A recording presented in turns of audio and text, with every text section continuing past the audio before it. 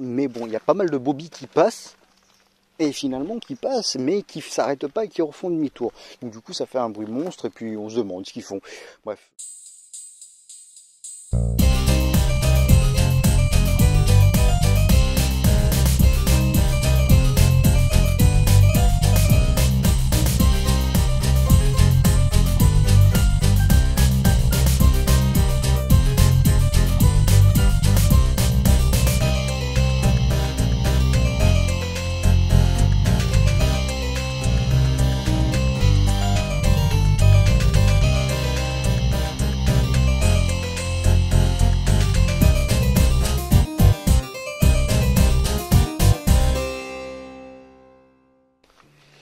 Eh bien bonjour tout le monde, j'espère que vous allez bien, bienvenue sur la chaîne de Kevalos.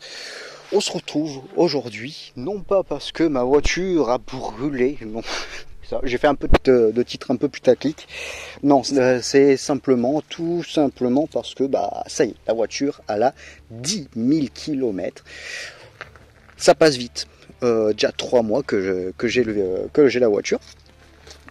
Rien à dire sur la qualité pour l'instant, j'en suis très satisfait, je vais m'éloigner un petit peu, voilà. J'en suis satisfait hein, du plus haut point, déjà 3 mois, je me dis ça passe tellement vite, il y a des mouches qui arrivent de partout, je l'ai lavé hier, c'est bon, allez, ça se voit pas trop, hein.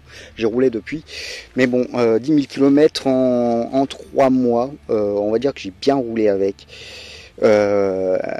Franchement j'en suis satisfait de cette Tesla Model 3. J'espère que le son d'ailleurs va être bon, parce que bon, je suis encore en mode putain, je suis tout rasé, je suis tout beau, je suis tout mignon, je suis tout genou, mais bon, je suis toujours en mode clochard avec un téléphone qui capture le son. J'espère que le son conviendra. Bon, il y a des petits détails bien sûr qui font que bon, il y a toujours des petits détails hein, sur les véhicules. Pour moi, ils sont peu comparés. Comme je viens d'une Peugeot 207 de 2010, si je m'abuse. Bon, le confort, c'est différent. Bon, j'en étais où? J'étais un peu interrompu, il y avait un peu de passage d'un coup. Alors, il y avait quelques défauts sur la voiture que je viens de me rendre compte que à l'instant. Donc oui, je viens d'une 207. Diesel, je sais plus la motorisation, 1 litre 9, je sais plus, ça remonte, hein, même ça remonte, dit-il, alors que ça fait 3 mois même pas que j'ai la voiture. Bon, il y a des petits défauts, j'ai vu qu'il j'avais un petit défaut d'alignement que je n'ai pas vu à la livraison, hein, l'excitation. On va mettre ça sur le dos de l'excitation, mais sur un phare, on voit que je suis un peu décalé comparé à l'autre. S'il y a quand même un petit défaut. C'est sur les amortisseurs. Les amortisseurs, bizarrement par moment, dans certaines circonstances, elle va être tape-cul, et dans d'autres circonstances, en fait, elle va être douce, en fait, tout simplement douce. Bon, après, oui, avec la Highland dite améliorée, la Model 3 améliorée, c'est différent. Bon, on l'a pas encore essayé. Bon, j'essaierai, je vais réserver un essai, voir un peu les comparaisons. Elle est légèrement un peu plus insonorisée, la version améliorée, version Highland. Bon, je sais pas, ça vaut le coup. Enfin voilà, moi j'ai ma 2023, j'en suis content. J'ai rien à dire dessus. J'en suis ultra satisfait. Déjà en termes de prix comparé au gasoil, c'est déjà une différence. Hein. Quand on regarde pour faire, si on mettrait une recharge de 0 à 100%, on serait à autour des 20 € à peu près de la recharge. Ça dépend si on recharge en heure pleine ou en heure creuse. En ce moment, on supercharge. Bon, voilà, au superchargeur, voilà. En termes de dégradation de batterie, il y a une chose. Bon, on voit beaucoup sur les pages Facebook, tout ça, les gens qui parlent de dégradation de batterie, etc. Enfin, les pages Facebook de Tesla, tout ça, qui ont peur pour les dégradations, qui regardent leur norme EPA, leur taux leur kilomètre qui reste quand ils sont à 100% en norme EPA, donc c'est quand on passe le pourcentage en kilomètres. Au début j'étais à 439. Il faut savoir que ces valeurs là, ça sert à rien de regarder, autant rester en pourcentage, hein. C'est franchement c'est juste une norme. Mais bon, c'est pour indiquer un peu la dégradation de batterie, mais bon, c'est rien de réel. On va pas faire 439 km par exemple avec la batterie d'une traite.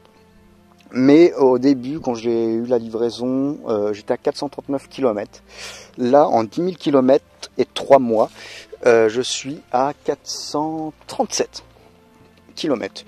Donc il y a une petite dégradation qui s'est faite, mais il faut savoir que c'est tout à fait normal.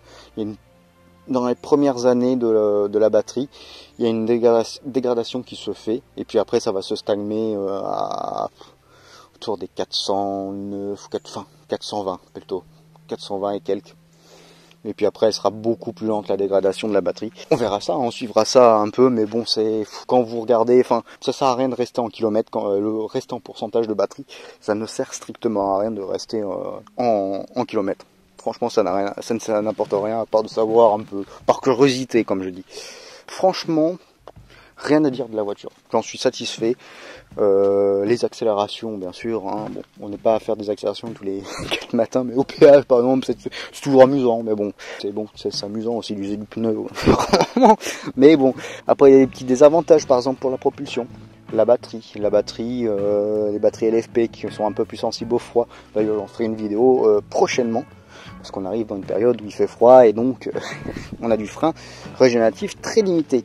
Qu'est-ce que je peux te dire d'autre, hein? Rien à dire, franchement j'ai rien à dire. Il y a une bonne contenance de coffre, à part bon, on n'a pas un coffre à haillons sur la modèle 3, que dire, enfin c'est... Moi je le savais déjà de base, autant prendre un modèle Y si on veut un haillon. Franchement, moi ça me dérange pas. Pour ce que j'ai à faire, ça me dérange pas. Bon, à part voilà le petit défaut d'alignement que j'ai vu bien après la livraison, quand je l'ai lavé bien sûr. Enfin, quand on la lave, bien sûr, quand on lave, on voit tous les défauts de sa voiture. Franchement, à part les pneus, bon, j'ai pris un peu plus confiance depuis le vlog des pneus sur les pneus en route mouillée. Mais bon, je reste quand même un peu dubitatif, hein, mais bon, à part ça, hein, voilà. Rien à dire d'autre, j'en suis super satisfait. Et donc non, ma voiture n'a pas brûlé. Ça c'était un petit coucou exprès pour les petits haters, comme on dit. Les haineux de la voiture électrique, de Tesla surtout. J'ai oublié de préciser une petite chose là. Bon, là je suis après tournage vidéo. J'ai oublié de préciser donc pour vous la magie du montage. Paf, hop, sans plein milieu. Mais les personnes qui sont montées dedans, bon, peu de personnes bien sûr, sont sentis en sécurité. Bon, moi je me suis senti en sécurité de base aussi dans la voiture, et les passagers aussi se sont sentis en sécurité dans la voiture. C'est un point important quand même de se sentir en sécurité dans une voiture, hein, ou le cadrage. C'est quand même un point important, hein, la sécurité. Jamais je me suis senti en danger. Même quand l'autopilote a eu un petit bug à un moment, elle a voulu dévier, mais aucune raison de dévier. Mais bon, ça, comme on dit, il faut faire gaffe. Enfin, c'est même marqué dans les règles de Tesla, dans les manuels, de faire attention quand même quand on est en autopilote. J'ai rattrapé la voiture sans problème. Elle n'a pas glissé, rien. Elle a rattrapé nickel. Rien à dire sur la sécurité, rien à dire. Allez, la suite. Non, ma voiture n'a toujours pas brûlé, j'espère pas. Hein. Mais bon, c'est pareil, ça c'est un cas sur 30, sur je sais pas combien. En circulation, c'est comme une voiture thermique quand elle va tomber en panne, enfin même pas. Vous savez, c'est sur un moteur diesel, il y a un moment, ce qui se faisait, c'est un retour d'huile dans le turbo. Un moteur diesel n'a pas besoin de gasoil pour tourner. Il a besoin d'une matière grasse, donc huileuse. Il suffit qu'il y ait un peu d'huile qui s'infile dans le turbo. Sachez que, par exemple, un moteur diesel peut tourner. Et il suffit que l'huile du moteur arrive dans le turbo va bouffer toute l'huile du moteur, et vous aurez beau faire caler votre voiture, vous n'y arriverez pas, parce que vous n'y arriverez pas.